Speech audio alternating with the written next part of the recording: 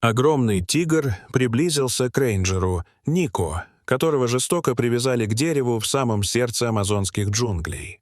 Нико был связан и оставлен умирать браконьерами. Его тело ломило от боли, а надежда почти угасла. Грубая, потрепанная веревка глубоко врезалась ему в руки и грудь, удерживая неподвижно у шершавой коры. Огромный тигр остановился всего в нескольких шагах. Его янтарные глаза неотрывно следили за Нико. Воздух гудел от опасного тревожного молчания. Нико с трудом пытался успокоить бешеное биение сердца, вглядываясь в устрашающую фигуру хищника, надеясь увидеть хоть намек на узнавание. И тогда он заметил это. Потускневший, неровный шрам, тянущийся вдоль правого плеча тигра, след от старой, почти смертельной раны, которую Нико сам зашивал много месяцев назад. Тогда, в своей лесной хижине, он спас раненую тигрицу, принесшую ему больного детеныша. А сейчас перед ним стоял великолепный тигр, который с тех пор держался в тени. Тигр переступил с лапы на лапу, перевел взгляд с лица Нико на толстые канаты, стягивавшие его туловище. Он опустил массивную голову, темные полосы скользнули по влажной земле. Из его груди раздалось глухое рычание. Звук, который Нико узнал, это была не агрессия, а что-то близкое к признанию.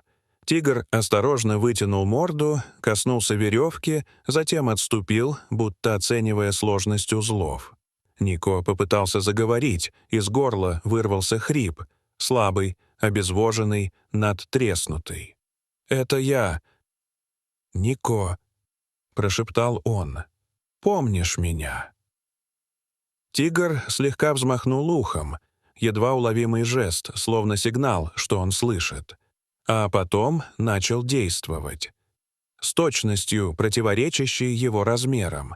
Он использовал передние лапы, чтобы тянуть толстые пряди каната, аккуратно избегая соприкосновения с кожей Нико. Работа шла медленно. Канаты были туго затянуты. Нико ощущал прилив адреналина вперемешку с глубокой тревогой. Если тигр ошибется, один укус может привести к страшной травме. Но хищник действовал точно, сосредоточенно, почти как хирург. Его предыдущий опыт с человеческой заботой, похоже, перевелся в непоколебимое доверие. Доверие, с которым он теперь действовал. И тут тишину джунглей разорвал резкий, пронзительный вой. Вдалеке, между густыми зарослями и деревьями, показалась одичавшая стая волков. Не местные хищники, а искусственно выпущенные браконьерами, как экзотическая охотничья добыча. Их тела были напряжены, глаза горели яростью. Они учуяли запах неподвижного человека и сосредоточенного тигра.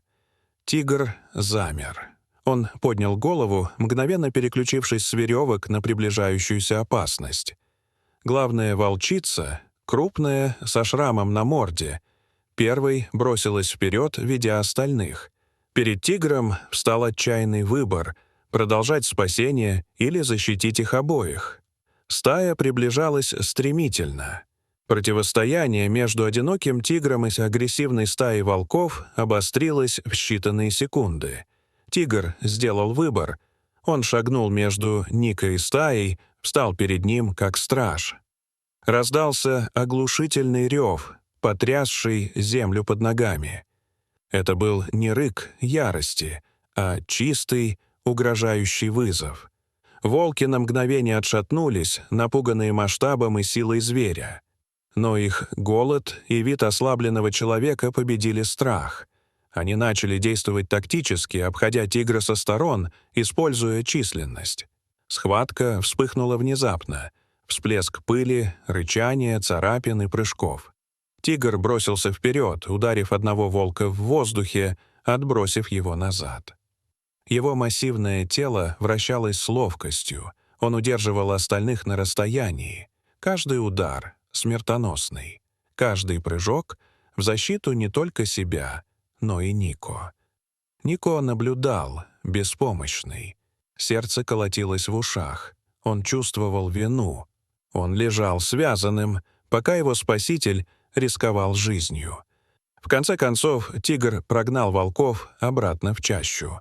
Но на его боку теперь была свежая, кровоточащая рана. Он вернулся к Нико, тяжело дыша. Затем вновь склонил голову к веревкам. Он зарычал, не угрожающе, а со смыслом. Его взгляд метался между лицом Нико и узлами. Это был вопрос, мольба: «Помоги мне помочь тебе». Нико, измотанный, но решившийся, начал царапать пальцами место, где веревка была чуть слабее. Он стирал ее, царапался об кору, поранил кожу, но не останавливался. Тигр наблюдал, напряженно, внимательно. Когда Нико кивнул в сторону ослабленного участка, а затем указал взглядом на тигра, тот понял. Вновь опустил голову, глубоко вдохнул и сделал мощный быстрый укус. Веревка лопнула. Нико упал на бок, тело ударилось о землю. Он был свободен, но дезориентирован. Поднявшись, он инстинктивно отскочил от тигра, хотя тот не сделал ни единого движения враждебности. Но опасность еще не миновала. Из-за деревьев показалась группа тигров, самка и подрастающие молодые особи. Привлеченные шумом боя, они не знали предыстории. Они увидели лишь человека на земле, одинокого и уязвимого. И в тот момент Нико снова стал добычей. Тигр-защитник тут же встал перед ним, издал рык не нападения, а предупреждения. Он утверждал: «Этот человек мой». Новоприбывшие замерли, сбитые с толку его поведением.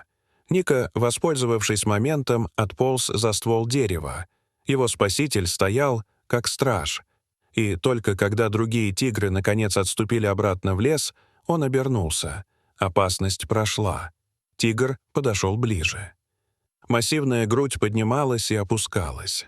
Не было угрозы, не было ожидания. Только взгляд, глубокий, полный смысла. Нико протянул израненную руку. Тигр опустил голову, позволив осторожно почесать себя. Там, где был шрам от той первой встречи. Это был мгновенный, бессловесный акт доверия.